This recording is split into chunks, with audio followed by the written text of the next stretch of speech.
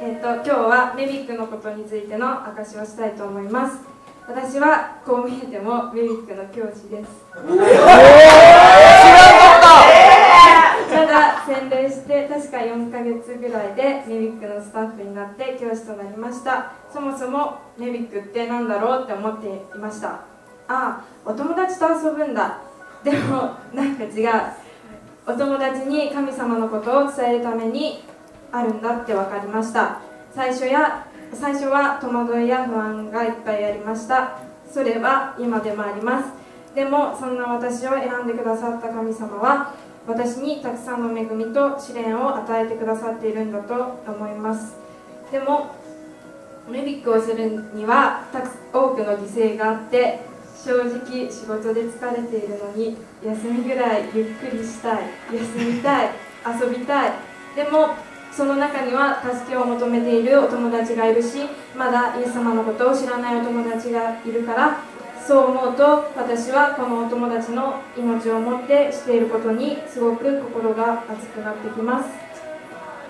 私は勉強を持っているけど、お友達がいて本当に楽しいこと、喜びだけじゃなくて苦しいこと、辛いこともたくさんあります。なかなか私に心を開いてくれないお友達がいて、どうやったらこの子と向き合うことができるんだろうか。文級のお友達に嫌い、嫌って言われてしまって、本当に苦しくて悲しくて、知らないうちに自分がお友達のことを私の言葉や態度で傷つけてしまっているかもしれないし、考えれば考えるほど落ち込んでしまって、自分は愛を持って接しているつもりなのにどうして伝わらないんだろうかと悩みました。どうしたら神様のことを伝えるか、ちゃんとしたい思いはあるのに現実にはできていない自分がいて、それが苦しくてどうしようもなくて自分が嫌になってきました。こんな私が教師でいいのかと思ったし、そう思うと本当に神様に申し訳ない気持ちになってしまって、だんだん自分に自信がなくなってきてしまって、こんな辛くて大変な思いまでして教会になんで行ってるんだろう、やめてしまえばどんなに楽かと思うことも多々ありました。でもこれが犠牲なんだと思いました。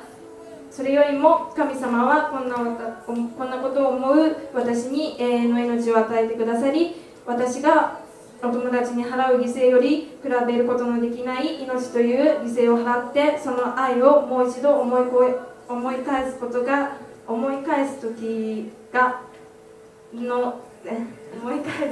でもありました。その時にこの御言葉に出会いました。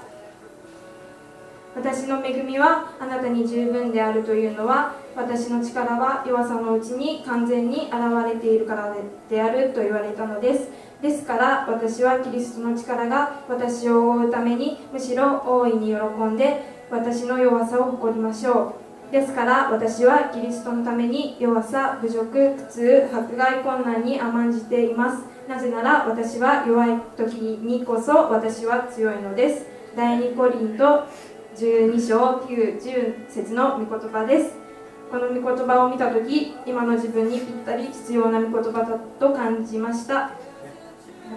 なんかこの御言葉を見て矛盾してよくわからないなって思ったんですが、けどそこからなんかイエス様の力を受け取ることができて、本当に私は力がなくて足りない弱いものだけど、その中で神様の恵みを受け取ることができるという喜び、弱い時に普通だったら喜ぶことはできないけど、弱い時にこそ強いという言葉から力をもらうことができました。弱い時にこそ力強いという、力強い言葉を信じて、まだまだこれから困難や問題がたくさんあると思うけど、心折れそうになった時に弱いこそ強いのだということを信じて成長していきたいと思いました。以上です。